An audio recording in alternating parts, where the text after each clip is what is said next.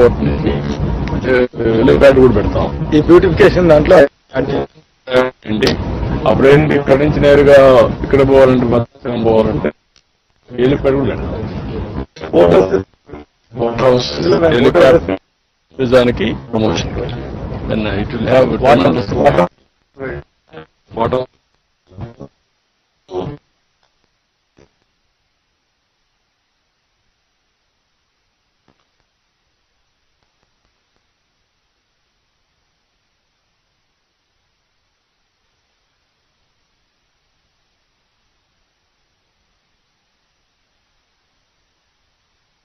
Roof portion చేయాల్సి ఉంది. ఇందులో secondary February month entire D1 between 400 and 1200 800 meters complete D1 ready dam construction.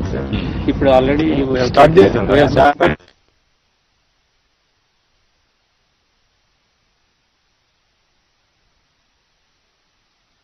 ఎమర్జెన్సీగా parallel గా construct చేయడానికి పర్మిషన్ ఇవ్వాలి.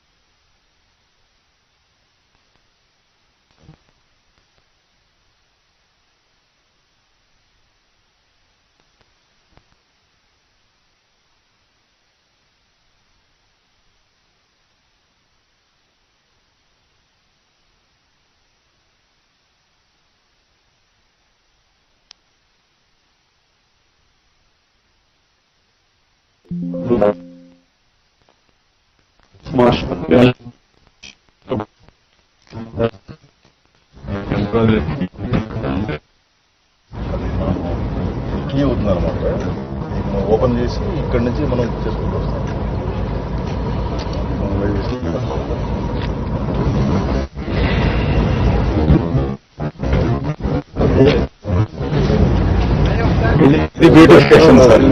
బ్యూటిఫికేషన్ నాకు కరెక్ట్ గా చూపించి నాకు ప్రజెంట్ చేస్తే ఇప్పుడు ఉంది సార్. ఇదే సార్ బ్యూటిఫుల్ మోడల్ లైటింగ్ పెట్టి ఈవినింగ్ అయితే అక్కడ కూర్చొని అక్కడ దాని కింద ఫ్లడ్ సీజన్ అయిన తర్వాత ఫుడ్ కోర్ట్స్ అవన్నీ వచ్చిన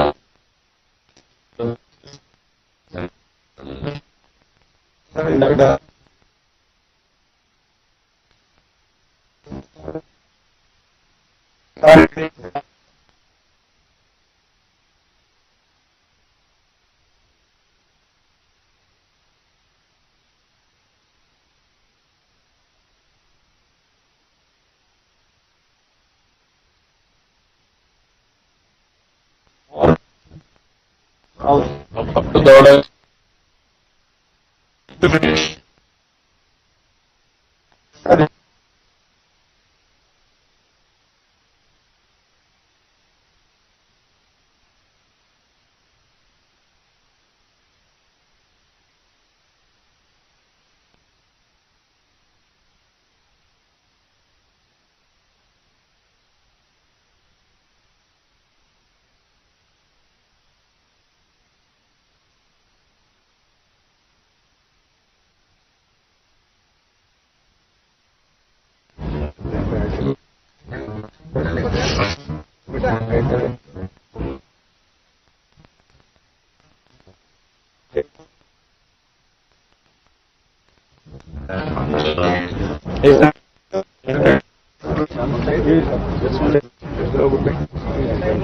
మన గోదావరి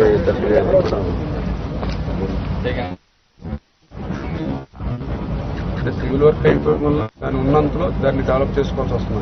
యాక్చువల్గా అసలు ముందులోనే సివిల్ వర్క్ చేసే ప్లానింగ్ లో ఉంటే ఇది కూడా దాంతో పాటు కొనగానప్పుడు మిస్ అయ్యాం. చూద్దాం ఎంత చేయగలదో. అదే sir.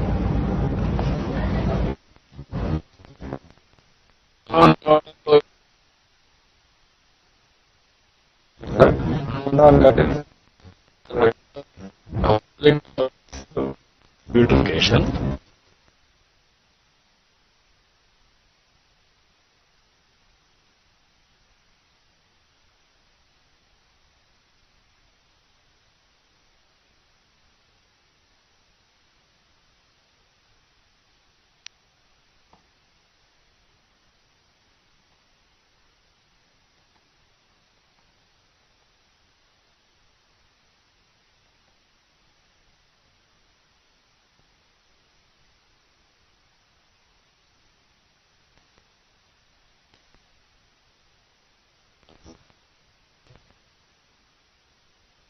Yeah.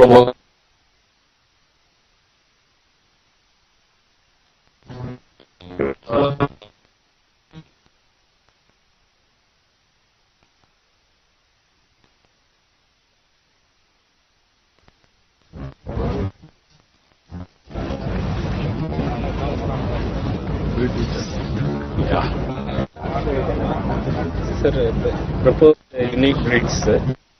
It's about 267 meters, sir. How much distance is it coming? Bridge? 2,867, 2.87 kilometers. 3 kilometers of. Yes, sir. 2,000 unique bridge, cable stayed bridge for 360 meters length. Right up the spillway, sir. Spillway చూడటానికి అంతా ఇది మొత్తం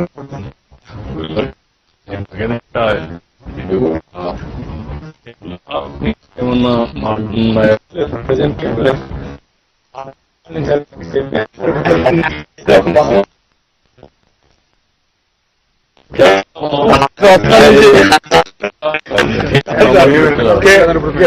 cable bridge ఉన్నాయి sir. Cable bridge కూడా చేశాం sir. 5 model clear పర్లేదు ఇక్కడ ఏం లేవు కన్స్ట్రక్షన్ యాక్టివిటీ లేదు. కన్స్ట్రక్షన్ పోవడంలా కదా.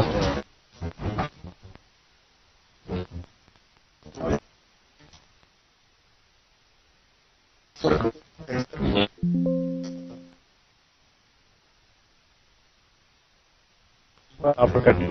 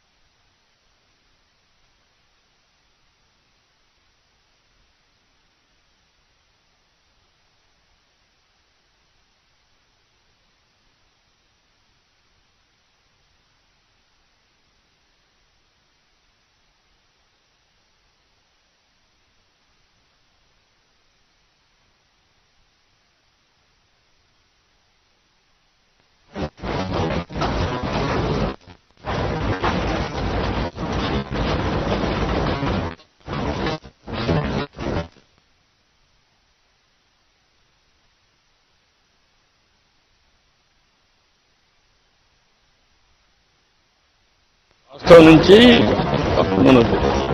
అందరూ ఇక్కడ చేసి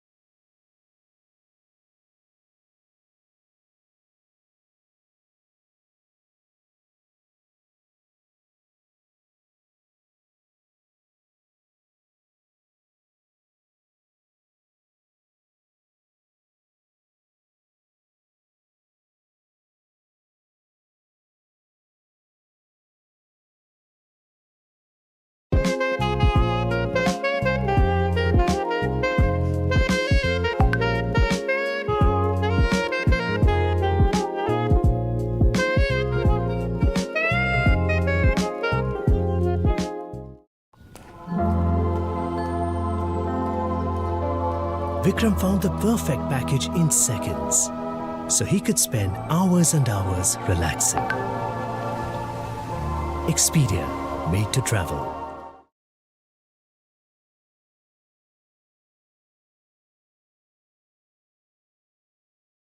When it comes to the question of economy, which is going to benefit everybody, the politics cannot be so disruptive. Once upon a time, Prime Minister Rajiv Gandhi said, if I send 1 rupee to the beneficiary, he ends up getting only 15 paisa. Adopting technology, Prime Ministers ensure that that kind of leakage doesn't happen.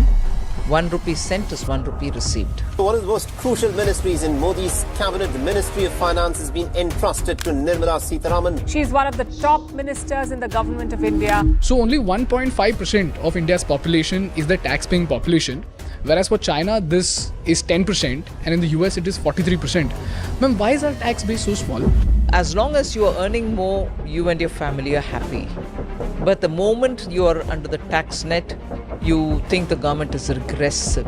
There are states like Tamil Nadu which were protesting because they were saying that it's like penalizing the states for investing so much money into building factories when there are states which are just consuming States is things. not building factories. What are you saying? The top 1% of India accounted for 45% of all flights and just 6.5% of the users were responsible for 44% of all UPI transactions.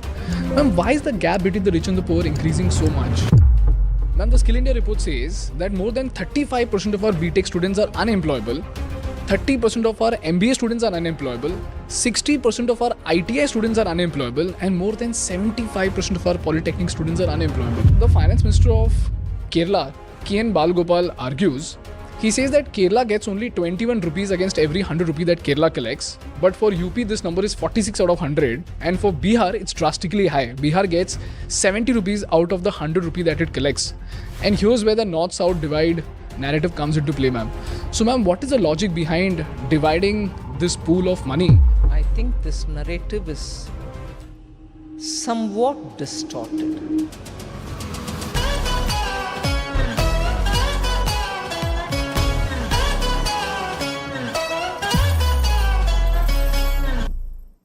Hi everybody, this is a conversation that I had with one of the most powerful women in India, who's none other than our Finance Minister Srimati Nirmala Sitharaman.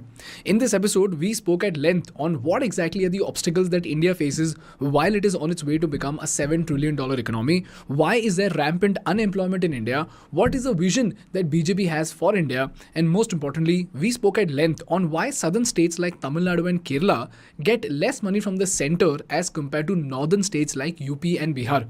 So as usual, I tried my level best to ask her as many questions as possible in the limited time that we had. We did miss out on a lot of questions, but for the questions that we could ask, Nirmala ma'am was kind enough to explain everything using examples and numbers. So now it's up to you to decide whether her answers were satisfactory or not. And now on with the episode. Hello ma'am, welcome to the Indian Business Podcast, and thank you so much for giving us such an important slot in your valuable schedule, ma'am. Ma'am, the agenda for today's podcast is very simple. We want to understand the fundamental insights of great governance, which usually gets missed out by mainstream media. And I have very specific questions coming straight from the people of India. And what we seek to understand are the underlying insights behind the functioning of the government. So all throughout this episode, if you can be extremely elaborative with your answers, as simple as possible and with as many examples as possible, that would be fantastic, ma'am. Shall we get started? Okay. Yes, and thank you for having me, Ganesh. Thank you so much, ma'am. Ma'am, the first question that I have comes from your India Today Conclave answer. And you mentioned that a critical factor to help us become a $7 trillion economy is the coordination between the state, center and the panchayat. Ma'am, could you please elaborate on that and help me understand what is this coordination issue and how are we solving for it? See, as you know, the governance structure in India is divided by subjects as much as it is divided primarily between the central government, the state government, and of course the third layer. So there are subjects, as they refer to, which are entirely the central government's domain. And there are subjects which are entirely the state government's domains. And there are those which have both of them, they call it as concurrent subjects, where both the center and the states have a role to play. So even there, some aspects of that subject will be dealt by the center and some other aspects will be done by the states, and the overlaps are kept to the minimum. Overlaps even within concurrent. So when we refer to the subjects, those can be fantastically done by any one center or the state, but even in those, nowadays very clearly, the interests of the states need to be given a voice, and in subjects which are states exclusively, even the local bodies, because they are also elected, they also have aspirations, they have people's representatives sitting in them, so they are answerable back to the voters. So the local self-government, or the third layer as we call urban local bodies, will also have a very decisive role to play to the limited area in which they operate. But of late, the one big glitch to this whole thing is being felt because local governments are not yet into that groove. Because eventually when you take a investment to some area, it is in that pocket where they have to be located. Many of the clearances will have to emanate from. And therefore, there is a need for the local bodies to understand why they have to be easy with people who are coming. Easy meaning well within the rules. Make it facilitative rather than obstructive. Because when you think you want to regulate them, control them, or bring more rules on them, you think you're having a hold, but that can frighten people away from your place. So it is that kind of a understanding and participating with the same intent that you need to have all the layers working together. That's why I had said that. Could you help me understand this with an example, ma'am? Any example will be, let us say, now you're having all these semiconductor chip manufacturing. Earlier, you had the Maruti, was it that the smallest car? Nano, which was going to be manufactured. And where they went, the state government and the local body did not make it easy for them. And at that point in time, before 2014 election, typical of Gujarat, which was business friendly, they said, no, you come over, we'll do it. And therefore, leaving the area where it was to be established in Bengal, Tata rushed to Sanand, and the Gujarat government, together with the local body there, enabled within, I am told, 10 days, the permissions, required clearances and everything, so that they could invest. Now, without looking at any ill will or malafide, why wouldn't that happen in Bengal? After all, the same investments by Tata was going to happen there. Correct. That insensitivity, or call it indifference, affected a big prospect of a business. Similar is the way in which you have private Indian investors going in for manufacturing semiconductors. It's no good repeating the example. Gujarat offered them favorable. Anyone could have offered. And Correct. that got proven by the fact that, would you imagine, Assam gave them the opportunity. You tend to think northeast states need a lot more pushing up to even be at par with many of the states so that industry can go in there. But what did Assam do differently from many other states, which in manufacturing, except for core industries like cement or something, you don't have any of those new technology-driven areas or IT-driven industry being there. But Yes. they drew them. Yeah. And a hard-nosed business house like Tata's found it possible to establish not a cement factory, not a integrated steel factory, but a very coveted semiconductor manufacturing place. So that is the point in which the state government working together with local authorities can do what you would otherwise in common sense think is impossible if they only move that fast and understanding the need. Solid two interesting, ma'am. examples. Very interesting, ma'am. Ma'am, you mentioned about ease of doing business in Gujarat, and I've read this countless times. In fact, we made a case study on Gujarat, and we often found out that a lot of entrepreneurs have given a statement publicly saying that it is very easy for us to set up our factories in Gujarat versus in any other state. In fact, Ratan Tata ji himself gave out a statement that while many other states were offering Tata lands, it was only Gujarat that was not just offering but also kept the land ready, and that was because of the land banking system in Gujarat. Man, why is it that we have not been able to scale the land banking system all across the country, ma'am? Why only Gujarat? I wouldn't think you're right in that. There are many states which went ahead with land banking system, keeping certain demarcated areas ready for industry who will come forward and so on. But what is the distinction between what Gujarat's approach is as regards the others compared to Gujarat is consistently they're doing it. Oh, okay. Whereas in other states, take the example of Maharashtra. After all, the same bullet train was approved in Maharashtra as well to be one of the terminal points for it. The other terminal point in Gujarat, and it runs partly through Gujarat and comes partly through parts of northern Maharashtra and reach Mumbai. Yeah. It was approved. Okay. It was all cleared. Japanese came in a big way, both for the technology and for building the quality that is required for the track laying, for the bridges which are going to hold them and everything else. But what happened? With a change of government, that particular agreement or understanding was put in the back burner. So from the terminal point in Gujarat till almost the border of Maharashtra, the work was almost 2/3 complete.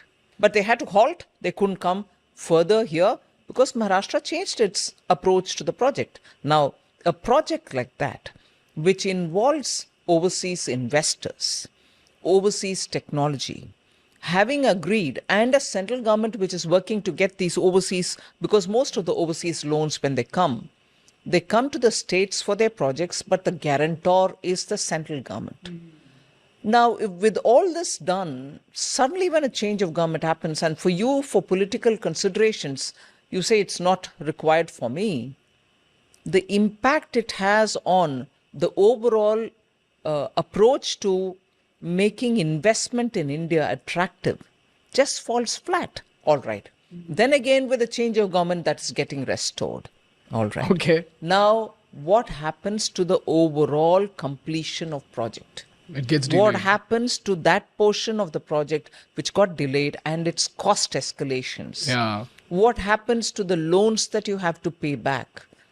What happens to the timeline that this business is going to become revenue neutral, or you're making your ends meet and there is no loss per se, and you enter the stage where you can start making profit?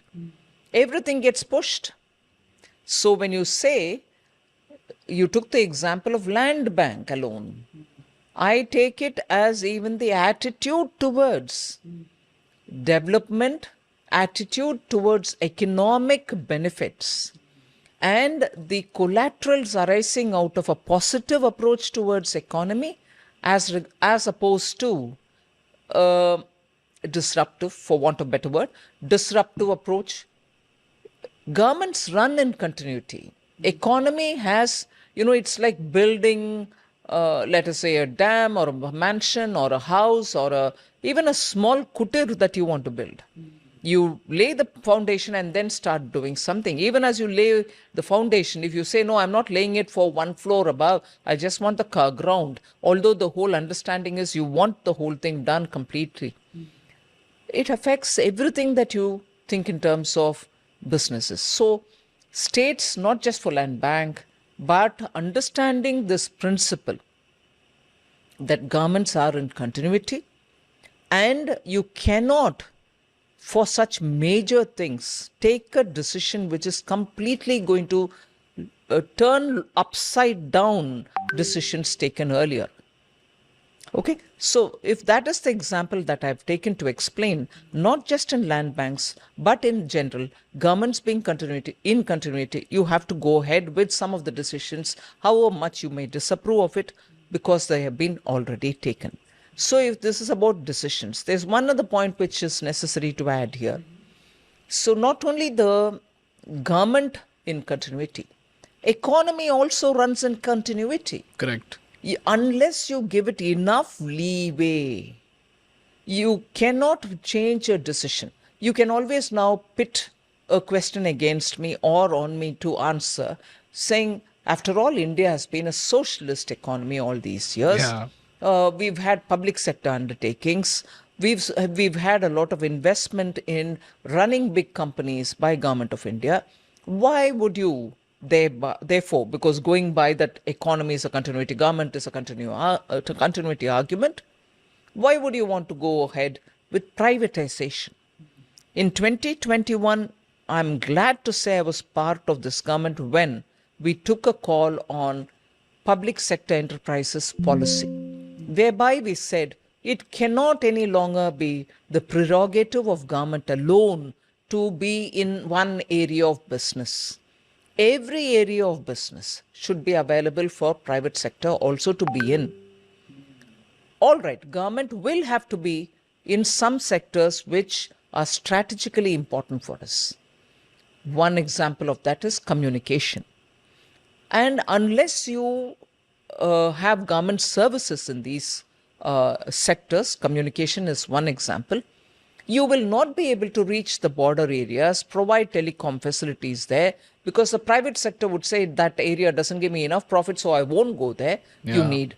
Therefore, strategically, there can be 3 or 4 areas. And we said that'll be about only that much, where the government will also have to be present. It cannot be only government will be present. We want the efficiency of the private sector, so we opened it up. Now, therefore, even for that, 1991 is claimed to be the time when we had opening up of the Indian economy. Yeah. But even then, this privatization point was not really worked upon. It had to take its own time. But government here now under Prime Minister Modi said it's high time we have to open this up. And look at the result it has borne. Space sector, abuzz with private interests, investment, private talent, young people wanting to do a lot of work in launching satellites, either in the lower orbit or even the higher. It has brought in such a lot of synergy that India, even as it was standing as a leader in economy-driven space launches. Now, it's even more efficient. Yeah. You're able to send the smallest satellite to the lowest orbit